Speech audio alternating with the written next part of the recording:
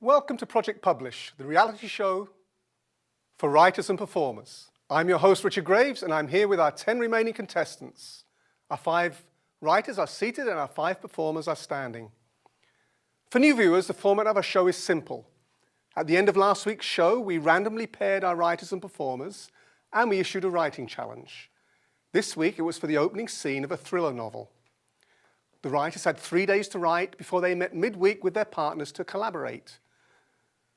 After that collaboration, they had until midnight to make changes and submit their finished manuscript. The performers then had 3 days to memorize lines and hone their presentations, and you will see those performances live in just a few minutes. But first, let's take a look at some highlights from the previous shows. Roll the tape. Welcome to Project Publish. Our first performer is Steve Polis.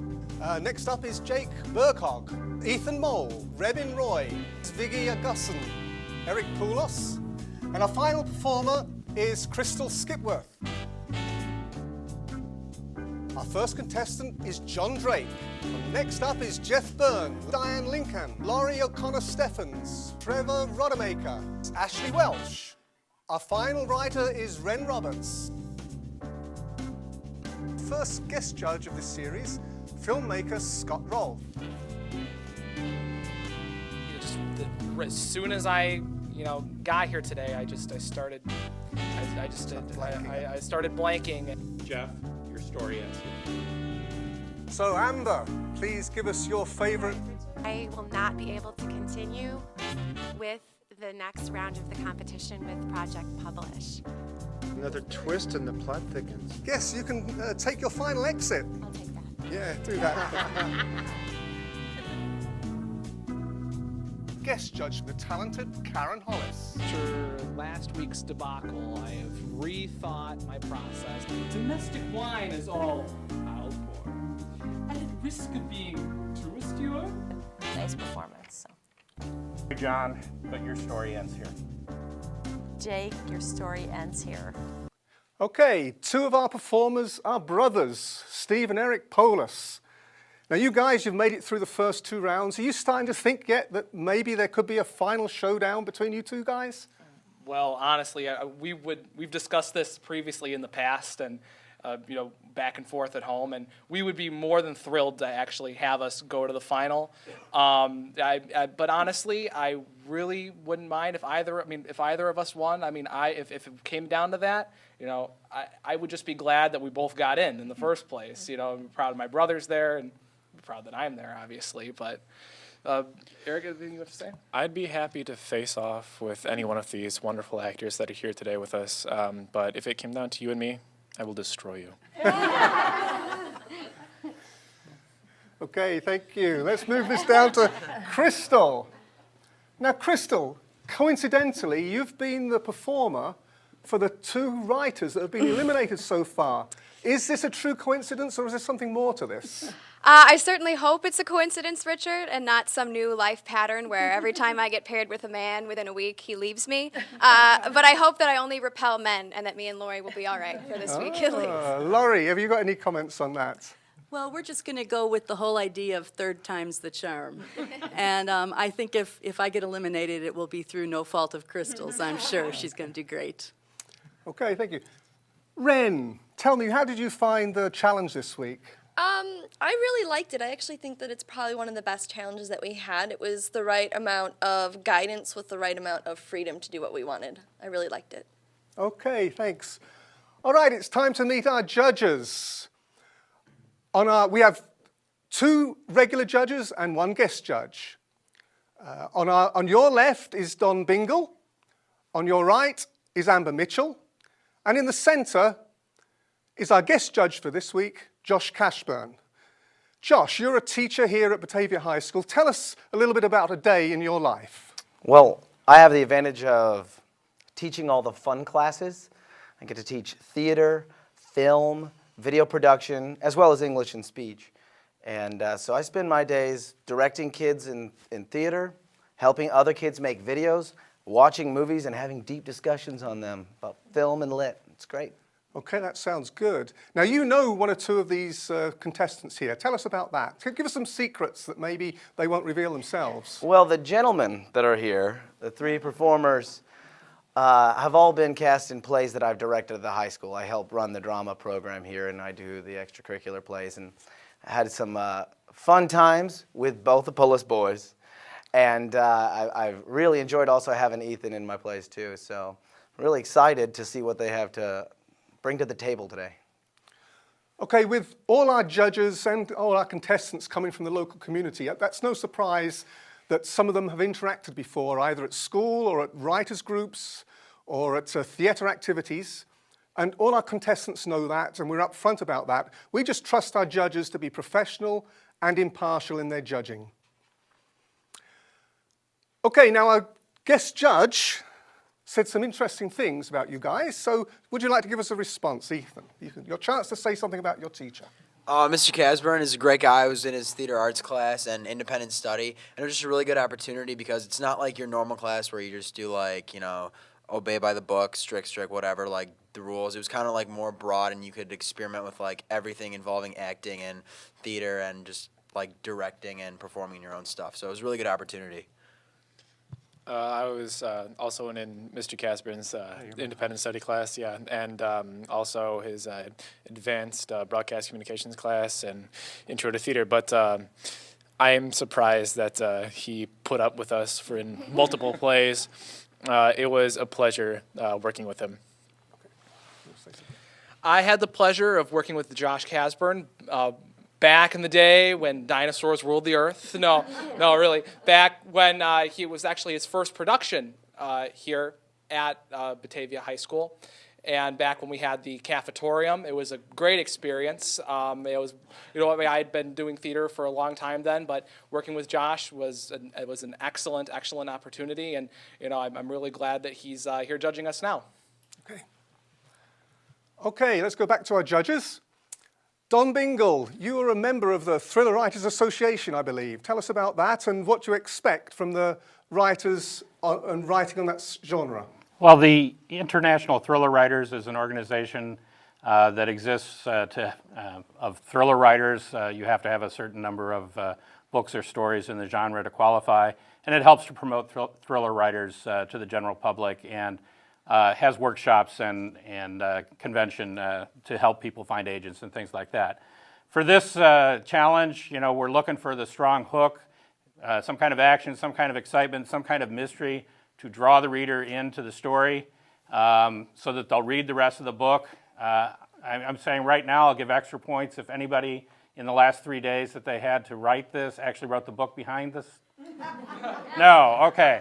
So no extra points for having written the book. The opening scene goes with, but hopefully you'll like the opening scenes well enough that they will write the book.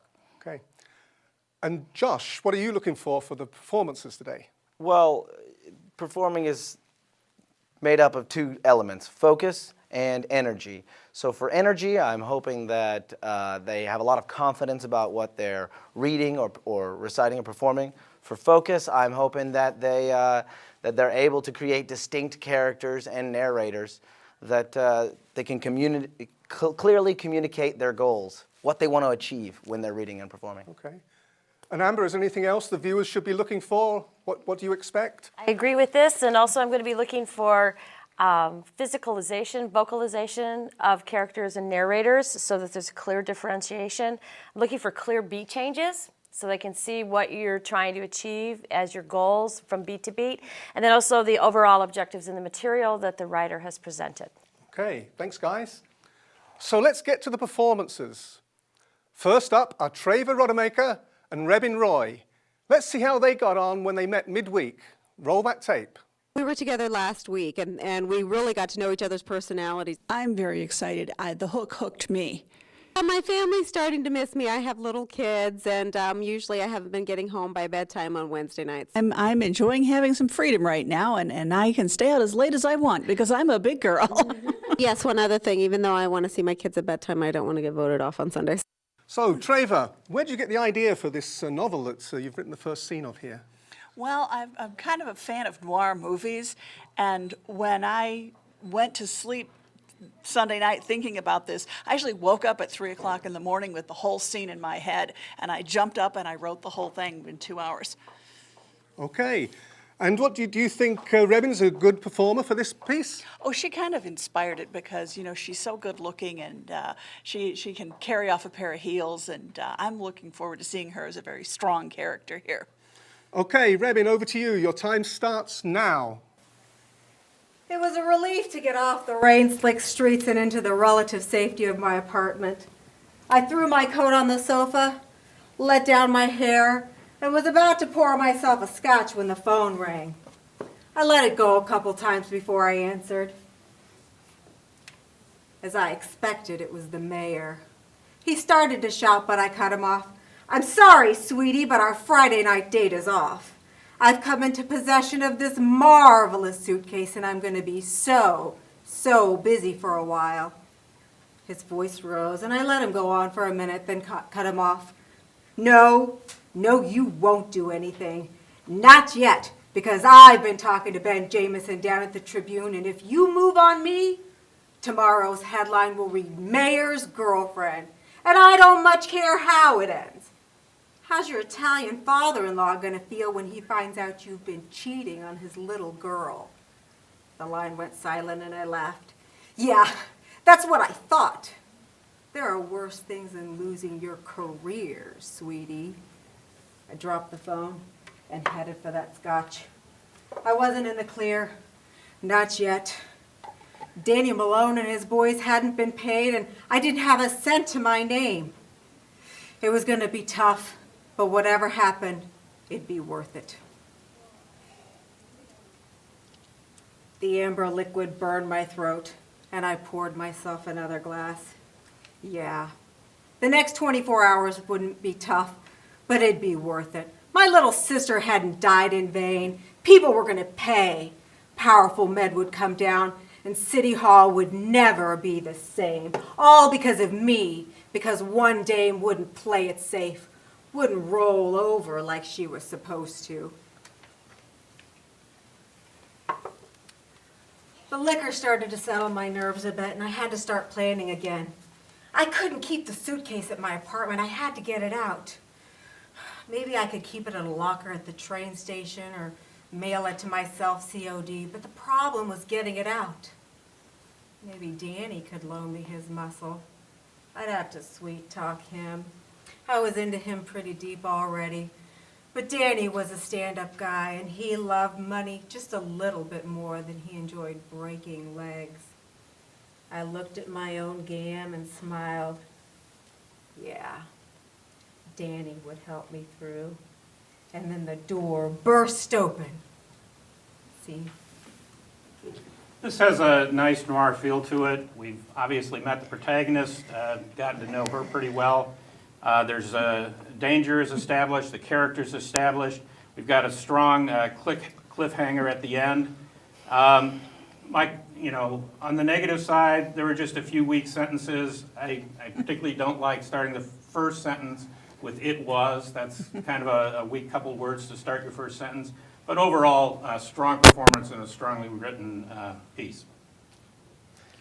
The author did you a favor by making it in first person so you could just spend your whole time establishing a character. I felt like that worked. It really did. Your confidence, the fact that you had it memorized, was very easy to watch. But sometimes a little stylistic, like almost too much. Maybe like an old noir movie. Who are we, Bogart here? We want to really drop the style and just go for what do I want? What do I want to accomplish? I think it was great, first person, very nice. It gave you a lot to work with. Something you want to wait for, I think, is the fact that thoughts pop into our head and then we react to the thought, as opposed to the reaction happening with the line coming out at the same time. Also, were the thoughts actually coming into your head immediately as they were happening, and bigger reactions to the thoughts that you were actually having, like beat changes that were more clarified as you were going through the piece. That's it from here, Richard. Okay, our next contestants are Diane Lincoln and Eric Polis. Let's see how they collaborated at the Wednesday workshop. Roll the tape. Start to get harder, and besides, I mean, we also have stuff going on after school, and it just gets tougher on us. But you know what? We're up for the challenge. Originally an alternate, so right from the get-go, everybody seemed to have beat me out, you know. So I'm really excited about this. I'm happy to have made it as long as I have. I have been a double that had to act in a combat sequence multiple times, and you know what? That is thrilling enough. I know that if anyone can make what I wrote look good, it's going to be him. I like her work. I think she just needs to have more confidence in herself. Everybody says that about me. She keeps second-guessing herself, and you know what? Everything's fine. Diane, tell us, what was the hardest thing about this challenge for you? For me, everything was challenging because I've never written a thriller before. It was fun, though. So, did you find it interesting to do that? Oh, I did, but it did stretch me a bit. Okay, well, let's see how Eric gets on as he reads your work. Eric, your time starts now. Brushing the dirt from his jeans and turning back towards his truck, Professor Anderson felt an uncontrollable chill which caused him to shudder. He looked back towards the scarred rock and bushy foliage of his excavation site to see if anyone was watching. All he could see was a dog, perhaps a coyote, far off into the distance. The local geology expert Anderson knew that marine life dominated this region during the Devonian era and that glaciers carved the distinctive topography. He knew more about the secrets buried under the surface than any person alive, and as of this morning, he knew more than perhaps he should. Dr. Anderson couldn't turn his back on what he saw. He owed it to the friendly people of this college town who had always been there before him. The question running over and over in his mind was, what should I do? Anderson considered calling the police, but he also realized that with all that was going on, there was a high probability that the police were involved. For instance, the police were treating the disappearance of Miss Kepler's grandson as a runaway, even though no one believed the young man had any reason to run. And when Brandy Davis, a student, reported that blanket and had been stolen from his car, the police refused to write it up. Both of these incidents occurred the same week that priceless artifacts had been missing from the university's museum. Driving back, Robert Anderson kept peering in his rearview mirror as if his discovery could follow him. His palms were damp with sweat as he grasped the steering wheel. He was sure that what he had found was more dangerous than anything he's ever encountered. Those responsible for what he uncovered this morning would be capable of anything. He spoke out loud. I don't know what to do.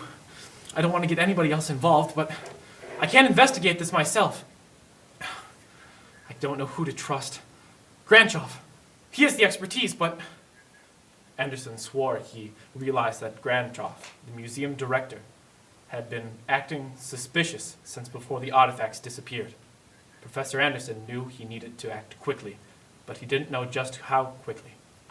He had no idea the dog this morning was not the only witness to its events. This has a nice mystery feel. I actually think that the performance enhanced the sense of mystery even beyond the written words. But it is a fairly passive scene. Not a lot of action. There's a little bit of rumination by the main character, but no dialogue, and the thread is rather diffuse still. So those are items that may intrigue the reader enough, or it may leave them wanting just a little bit more to get them to buy the book. I also noticed that you didn't title this novel that this scene goes to, It's just an added thing to entice the reader to get the book, and it commits you to the scene to come up with a title for it. Well, I'll say this, Eric, the writer gave you some, she didn't give you a lot to do, but there was some stuff that was there to do that you didn't take advantage of. But your pacing towards the end really worked. In general, your pacing worked. I would ask why the accent, just because we feel like it, I didn't notice that the script mentioned it was British. It was more of a Sherlock Holmes narration that I was going for. Okay. That you liked. Each choice you make as a performer, make sure you have really strong reasons for making those choices, including the actions that you could have taken advantage of. That was a tough piece with narrator as God. That is really hard to pull off interpreting. It was great at the beginning when you were getting into character writing. I like that. I noticed you were prepping yourself mentally before you even started, which was a good job. It was very tough to find the narrator and the characters. I think they kind of waffled all over the place, especially with location. There were some really nice mannerisms you used, but they didn't necessarily stick with the same character all the time. Also, if you're going to read, which is fine, I don't have a problem with that, do it in smaller chunks and flip pages so your eyes aren't going so far down the page that we're losing your vocalization as you get to the bottom. But nice job working with a tough piece. That was good. That's it from here, Richard. Okay, our next contestants are Wren Roberts and Steve Paulus. Let's see how they interacted. Roll the tape. Good evening. This has been the best challenge that we've had so far, so I'm pretty excited. It's got this mystery kind of feel to it, but at the same time, it's very sadistic. And I love seeing what horrible, terrible things lie within regular, everyday people. Last week, I had a great time. I was really able to get into the character. Part of the problem that I'm having is wondering how I should tip my hand, because this is supposed to be like a 3-minute beginning of a novel, and it's like, well, if I'm writing the whole novel, I don't want to give this piece of information yet. How long I have to study. So, the longer the better. But I'm going to go with the flow, and I'm going to see how it goes. So, Wren, have you written a novel before? That's a funny question to ask. I've started several, and I've written the ends to several, but never a complete piece. I'm working on one right now that I'm taking the summer off to work on and finish and get a complete script for. Okay. So, let's see how Steve does. Steve, your time starts now. She used her cell phone to frame up the shot. Smile, you disgusting contagion. She sneered before searching for the perfect filter to bring out the black, gaping hole where a victim's right eye had been. The bleeding hollow was exaggerated by the careful removal of the eyelid. She used the hashtag sleep with one eye open. And after careful reconsideration, added the hashtag pics, or it didn't happen. She felt the giddiness well up within her as she hit submit. She knew that in moments her masterpiece would spread all over Instagram and Twitter and ultimately through Facebook. That all would happen long before the police caught wind. Only then would they follow her geotag until they arrived in the same alley, the same dumpster, the same artwork, except this time in person. She figured she had about 10 minutes, 5 to be safe. She heard her casually groan as she wondered if this one would die too. That part was irrelevant. She had come to do what she'd done. She'd been greedy. If the dumb cow had died, it wasn't her fault. She wrapped her hand around the severed glob in her pocket and gave it a satisfying squeeze. It was like a water balloon, this close to bursting. You really should have dressed for the weather, she exclaimed, though she knew that the scantily clad near corpse probably wasn't listening. No one ever listened. It'd be a shame if you froze to death. She paused, watching her victim's chest slowly rise and fall, struggling for breath. Maybe now you'll know not to look at married men. She fondled her hard-won prize as she slipped back into the avenue. She stopped for a brief moment to look back at her butchery. Or maybe it was just to turn off her phone. No. She wouldn't let it be so easy for them to find her. There was work yet to be done. Scene. This is vivid. It starts mid-scene, which is always a strong hook. It's got a very interesting and exciting point of view. You should stay absolutely committed to the point of view. In the last paragraph, we have the sentence, she stopped for a brief moment to look back at her butchery, or maybe it was just to turn off her cell phone. It's her point of view. She knows why she stopped, and that pulled me out just a little bit.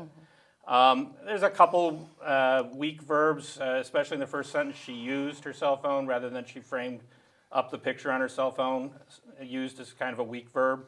But altogether, there's a lot of vivid, strong words in this, and a very strong piece. Steve, you had a lot to work with here. It was the most fun that we've had, that I've had watching them so far. But I do feel like it was the voice that you used a little forced at times. Sometimes when you do something that's so different than yourself, it can you might lose the connection with the Steve part of your character. You've got to connect to your character, right? Yes. It's like you. Now, I did like how you started, what the camera wouldn't see is that you started to get in character beforehand. And for film and for taping, that really works because it gives you a momentum that you don't have in theater. So that was really good. It also fit the fact that it started in the middle of things, that the piece started in the middle of things too. So you were already working on the character. I would say a bigger capture at the beginning, so we really know you're into it and it's going. So I don't know if you used your breath, your body, whatever you need to do to throw us into your reality. Watch the vocal fry only because you were losing your breath control in mid-sentence. You were using the vocal fry to create the character, but then you were running out of air to make it happen, to sentences to come out in completion. Don't gesture unless it's necessary. It's motivated. Sometimes I think the cigarette was to your detriment, not to the good side of it. You did a really good job with some of those placements, and then it kind of fell apart when the girl was speaking at the end. I kind of lost where she was and what she was doing. Sometimes the trench coat worked, sometimes it didn't. When you went into a female character, it didn't. And some of those, like wrapped your hand, you know, with the balloon, visually, you could have even more lovingly caressed those words. Those were really good words she gave you. You know, I want to see this disgusting thing going on, you know. So, but good job, nice job. Okay, our next contestants are Ashley Welsh and Ethan Mole. Let's see how they collaborated at the Wednesday workshop. It's pretty fun. I like working with him. He's fun. Very like in your face, scary. Turn the next page. The last two times, I was starting to lose my energy because I wasn't feeling it. I wasn't feeling it with my writing. I wasn't feeling that great. And then this time, I'm like, okay, yeah, I got this, because I actually feel excited about my piece this time. I was in the last two slots, but I've never been on camera, so I think I'm starting to figure out how the thing works now, so hopefully it'll be better. Enjoying the attention. It's really fun hearing someone else read it out loud. And I think he reads it really well. And I think you are going to do a good job. Thank you. Okay, Ashley, where did the idea for your novel, your opening scene, come from? It came from my mind, clearly, from a sleep-deprived, stressed mind. It was kind of last second, and I finally got it. And yeah, that's where it came from. Okay, Ethan, are you ready? Yeah. Time starts now. Salem, the crooked-nosed boy, threw himself off the forest floor, stumbling as he tried to run for his freedom. He started to cough. In the distance, he could hear the pounding of feet, threatening to catch up. It was only 15 minutes ago that he escaped the facility, and already the security was hot on his trail. His coughing grew sharper, but still he pushed himself on until it was too much, and he lunged himself across a tree trunk. He was desperate to get away from the world that followed behind him. The memories lingered on his skin, melting into determination. 30 feet ahead of him, a river separated the illegal laboratory from the rest of the world. It was the very spot that marked his true freedom from the malicious nightmare. For the crooked-nosed boy, that was enough motivation to hold his breath and book it. But it was also enough motivation for the facility to release the canines. 80 pounds of pure muscle soon crackled around the trees, making their way towards the escapee, salivating at the desirable thought of human flesh. These dogs were trained to not make a sound until they've hit their target. And because of that, an escaping 14-year-old boy would not know what hit him until it was too late. The boy knew he had no choice but to change tactics. The river was now at his feet, and he darted for the nearest tree and began to climb. The dogs had now reached the riverbed and were circling under him, and some of them stalked silently from afar. The boy footed his way along the branches until he was faced with another tree anchoring out. Hastily, he swung himself through the tangled timber. The coughing started up again as he hung himself over a limb. "He's in the trees!" A flashlight swept over him. Security. His sickened yellow eyes flickered over the river. "Don't give up. Come on, not now." He heaved himself up away from the wood and crawled over to a smaller tree. The running water now became a furious roar. He knew something was coming. He had seen the maps before. Crack! A branch gave out, pulling him to the ground, just barely missing a pack of snapping jaws. He rolled himself into the water, swimming violently away from the velvet killing machines and slapping his arms around a huge rock. There was only one way out now. He looked down beyond the stone barrier into the turning waters and back at the dogs who waited patiently for him to attack. "People are counting on you, Salem." Closing his eyes and praying to God that he wouldn't start coughing right then, he threw himself over the waterfall's edge. Scene. This has a lot of desperate action. It also starts mid-scene, which is strong. And you definitely connect with the character in their situation of flight. It would be even stronger if the point of view stayed absolutely committed. There's a couple references to Salem in terms of description that obviously can't be from his point of view. And that detracts a little bit from feeling like we're inside his mind. Also, on the writing side, just a plethora of commas are needed in this to make it read the way it was performed. And that's an editing matter that will just be very helpful when you go to submit something to be published. But altogether, a nice action start and an interesting piece. Ethan, given the commas comment, which I wasn't even aware of, that means that you did make a lot of decisions about pacing, and I did feel like your pacing overall worked. I feel like that you managed your beats well. I do think that sometimes you need to be able to enunciate, even though it's an intense moment. We have to hear those words clearly. If we can't understand it, we're not going to be following you. And there were some chances for stronger choices with your body, as opposed to sitting. You could have done a lot of different things. Obviously, you can't run away from dogs here on set, but there are choices that can be made, and I would have liked to see you take more risks. Yeah, I would have liked to see a lot more commitment as far as what you were doing with the material. And I know there was a lot of verbiage there and you were having problems because you were reading it, which is neither here nor there, but you could have made some physicalization choices for those rather than sitting the whole time. You had good vocal energy. You were trying to create the world. I just kind of got lost in it. I wasn't sure where I was sometimes. I wasn't clearly finding my way down a path and going where you were going to end up at this waterfall. Sometimes you gestured with no purpose. I wasn't sure why. And where was the boy? We lost him somewhere in there where he was at. That's it from the judges. Okay, our final contestants are Laurie O'Connor-Steffens and Crystal Skipworth. Let's see how they collaborated at the Wednesday workshop. Roll the tape.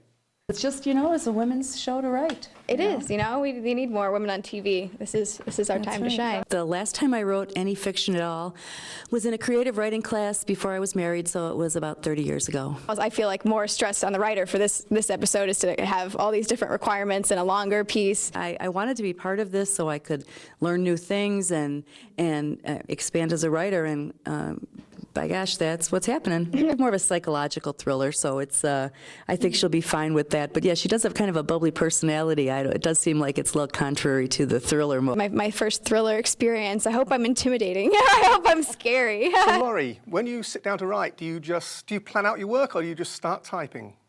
Oh gosh, actually I work more with a notebook at first. I haven't really done a lot of fiction writing, so the hardest thing was coming up with an idea, and I think I kind of begin with the end in mind, which is what a lot of advice says. So that's kind of what I tried to do. Okay, let's hear Crystal perform. Crystal, your time starts now. To an outsider, the basement would be chaos personified. Strange, confusing, and frantic. A dozen computer screens mingled to create a constant, a dozen computer screens created a familiar yet eerie glow.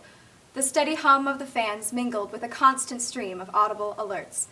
It was as if the emails, texts, and instant messages were the croaking and chirping inhabitants of an electronic marsh, with Charlie as its ranger. Charlie reveled in the bedlam, responding instantly to everyone, seamlessly switching tone and message to match the dozens of personalities being portrayed on the various screens. Meanwhile, sophisticated trolling software was simultaneously tracing each contact and accessing and processing personal information. Like a robotic matchmaker, the program determined the best candidates for Charlie's list, instantly downloading the data and creating a profile. When a photo printed, Charlie knew the process was complete and it was time to act. Charlie looked at the freshly printed photo. The girl couldn't be more than 17 years old, her smile radiating innocence and hope. Charlie added the picture to the gallery of other young women and put a pin in the map of the city posted next to the photos. It stood alone, isolated from the other markers. Seeing this physical representation of the next location made Charlie's pulse quicken with anticipation. Looking 2 hours later, Charlie was so entrenched in this world of deception, it took the cell phone 3 rings to break the spell. Looking at the readout, Charlie swiped the screen and listened without a word. Data was provided. Instructions conveyed. Charlie would listen without a word, all the while fixed with that steely gaze of concentration. Eventually, a simple "understood" ended the call. Charlie again made a fluid transformation, abandoning the computers and their online relationships in an instant. Beeps and pings continued, their senders unaware that their phantom companions had morphed back into one entity and now consumed by the task at hand. After dressing quickly and gathering the necessary tools for the job, Charlie went to the board to retrieve the latest photo, taking a moment to memorize all the women's faces. Finally, she moved to the door, stopping only to look at herself in the mirror and adjust the ID badge, which read, Charlotte Griffith, Federal Bureau of Investigation. Scene. This has a nice mysterious start. It establishes a technological feel that is an interesting setting for the reader. As written, there's basically 2 reveals at the end. It's revealed that the person that we're talking about here is an FBI agent. We don't know for sure whether they're protagonist or antagonist at this point, but that's fine. It also reveals that Charlie is a woman. I think that that's kind of a weak reveal to end. Basically, if when somebody was viewing something, the reveal that you give would not be a reveal, it is a weak reveal. And so that didn't do too much for me, and I didn't think the piece needed it. I also thought I would drop the first sentence altogether. Josh? Well, I do feel like you established the character from the beginning, and that's why I did have trouble with the same thing that you just mentioned about the Charlie being a female, because it was incompatible to me because of how feminine you were acting, and then Charlie, and I spent the entire time thinking that everything you were doing didn't match the story, and then it switched around at the end, so it was a lot to take in. Sometimes you were a little almost sarcastic with how you would present things, and it did seem like that the FBI agent was in earnest or sincere about what they were doing. So that still didn't jive, but your enunciation, your pacing was fine. You would have a great news career. I'm not sure that there was a lot of interpreting going on with the material. I had a hard time finding whoever the Charlie was. At first I was wondering if he was a sleazy mass murderer stalking women. That's where I went right away, and then I went, well, maybe not. I shouldn't assume anything. Don't hold your arm when you're holding the script. try to do something with them besides, you know, keeping yourself blocked off that way. And more changes emotionally with whatever you have. I think it was pretty one note through the whole thing. I didn't get a lot of connection with the material this time, so. I'll say one more thing. If you ever stumble over your words, just begin again. Yeah. Don't say, excuse me, don't ever apologize. Yep. Back to you, Richard. Okay, now it's time for the hard part of our show where we say goodbye to two of our contestants. In a few moments, Don Bingle will announce which writer will go home, and Amber Mitchell will announce which performer will go home. Our judges will make these decisions all the way through to the final show, and at that point, you, the viewer, will take over, and you will vote through social media on the final show.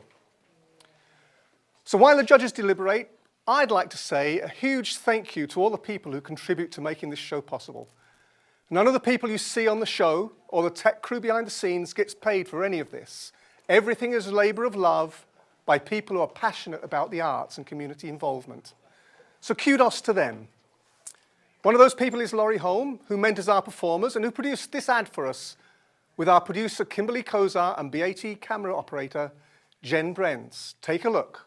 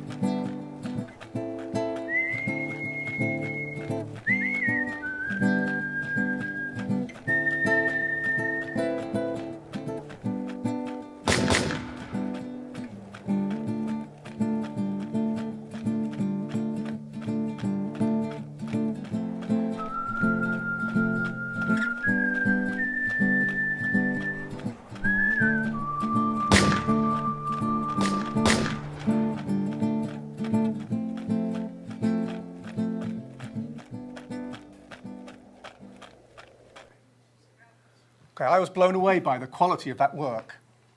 So now it's time for the results. We've got here our 5 writers. And Don, please, would you give us your top 3 writers this week? The top 3 writers this week are Wren, Treva, and Laurie. Okay, so you guys take a seat. Ashley, you've been in this position before, right? 2 times. Seems like a common thing for me. So you're the survivor. Are you going to survive again, you think? Yeah, I'll start a club after this too. Okay. All right. Judge Bingle, give us your reasoning and your final verdict, please. Well, I know that Ashley probably is frustrated at being in the bottom 2, but I guess I want to say that every week that happens, it means she actually has to move up a spot in order for that to continue happening. And that's going to be true again this week because I'm sorry, Diane, your story ends here. Yeah. Okay. Okay, I'm not surprised, actually. I was challenged by that. I'm not surprised. But as long as I'm leaving, I got to do a shout out to Dave and to my students at West Chicago Middle School. It's been a great experience. Thank you all. Okay, well, we have a T-shirt for you.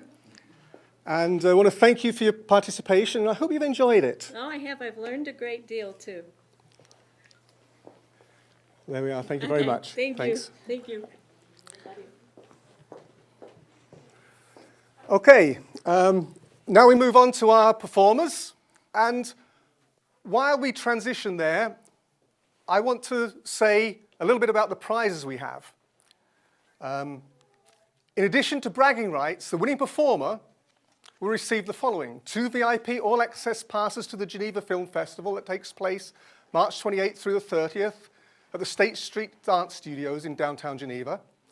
And also, the performer gets 5 one-on-one coaching sessions with Laurie Holm, our acting mentor, and manager of the performing arts group, Troupe Strasi.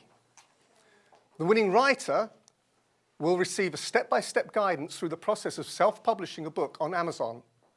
That guidance will be provided by Kevin Moriarty, the co-founder of Waterline Writers in Batavia, and he will be our guest judge next week here on Project Publish. The writer will also engage with well-known fantasy writer Gene Raby, and Gene will provide a critique of a short story by the winning writer and guidance for marketing the writer's work. Both winners will also feature an exclusive interview with Rick Hollinger for his column in the Kane County Chronicle, and each will also receive the original piece of jewelry crafted by Karen Hollis of K. Hollis Jewelers that we talked about last week. They will also get a $50 gift certificate to Steel Beam Theatre in St. Charles, and certificates for lunch or dinner at the popular Gammon Coach House in Batavia. Okay, for you performers, we've got 4 seats, 5 of you, 1 of you goes home. Let's hear what Amber has to say about who she thought were the top 3 performers this week. Amber. This is a tough week. The top 3 were Stephen, Rebin, and Eric. Okay, you guys can sit down. In no particular order. And then... So you've been in this position before? Yes. Crystal, it's new for you. Yes. So you feeling nervous right now? Oh, yeah. Terrified. Okay, Amber, please give us your rationale and your final verdict. Oh, this was tough. Both of us were like banging our heads together. Both of you worked really hard with the material you had, but I'm sorry, Crystal, we think that you're going to be going home this week. Okay. Crystal, come over and see me here. How are you? How are you feeling after that? That's a blow. Huh? I mean, it's sad, but like, you know, nerves happen to everyone. I completely agree with the judges being locked down, like letting yourself get too nervous, and, you know, it happens to the best of us, so. Yeah, because past weeks you've been one of the stronger performers. So sad to see you go. And we have here a T-shirt for you and a appreciation from our sponsors. And tell us a little about your experience overall. Oh, I've had so much fun. I mean, this is the first time anything's been done like this in the community, so I think we're really fortunate as a community to have it. I'm really glad that my mom gave me the newspaper clipping and said, you know, go try it, because I've met so many new friends and so many contacts have come out of this, so it's been nothing but a great experience. Okay, thanks a lot. Thank you. So ladies and gentlemen, here you see the 4 performers who'll be performing for us next week. And now it's time to do our new pairings. So if I can have the hat with the names of the remaining writers in.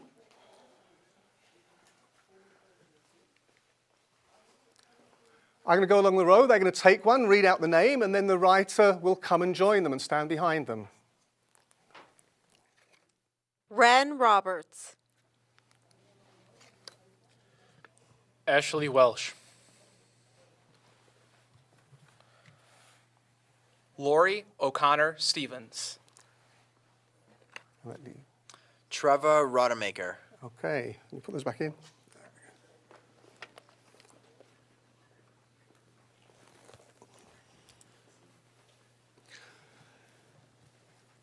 And now for the writing challenge. Over to Judge Bingle.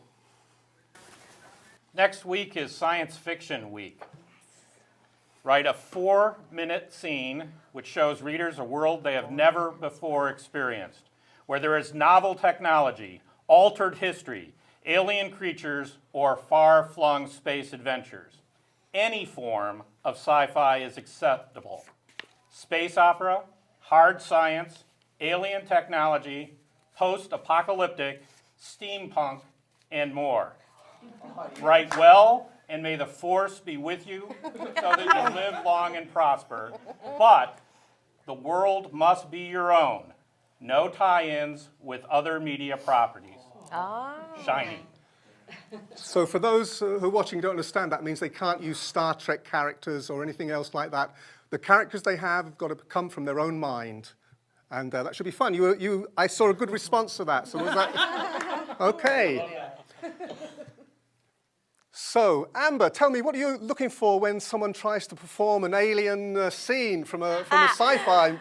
Well, you really have to go at it 100,000,000%. That's all I'm going to say. Totally commit to the character. Otherwise, we aren't going to believe a thing you're saying. So that's what I would go with, committing. Okay, total commitment. This should be fun. Okay, so the challenge, ladies and gentlemen, is the same for each pair, yet next week you'll see 4 unique performances and you'll be transported to 4 new sci-fi worlds. And we'll see if you believe them as well as the judges believe them. Join us next Sunday at 2 p.m. for that, for week 5 of Project Publish. and see which writers and which performers make it to our final 3. That's what we'll be doing next week. I'm Richard Graves, your host, and I'll see you then. Thank you for watching, and if you've enjoyed the show, please tell your neighbor. Thank you.